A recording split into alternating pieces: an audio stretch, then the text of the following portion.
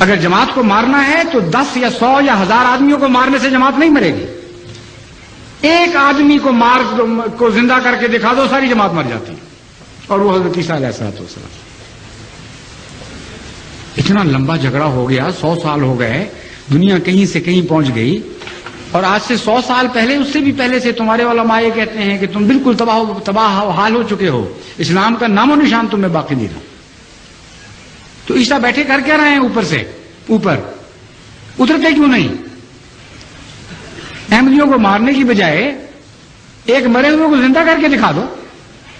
اور میں جماعت احمدیہ کی طرف سے چیلنج دیتا ہوں تمہیں، اس بات پر جھگڑا ختم ہو جاتا ہے.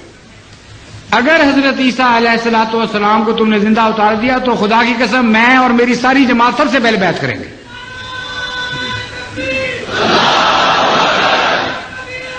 سب سے اول بیعت کریں گے. ہم پرانے عقیدوں سے توبہ کر لیں گے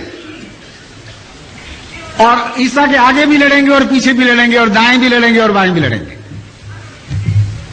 کیونکہ ہم تو ہاں کرنے والے، آمنا و صدق نہ کہنے والوں میں شامل ہو چکے ہیں. لیکن یہ بھی میں تمہیں بتاتا ہوں کہ اگر تمہارا عیسیٰ، اگر وہ فرضی عیسیٰ جس کو تم پیش کر رہے ہو بفرض محال اگر زندہ آسمان پر بھی گیا ہے تو وہ اتر بھی جائے گا، تب بھی تم اس کی مخالفت کرو گے. تمہارے مقدر میں مخالفت لکھی گئی ہے.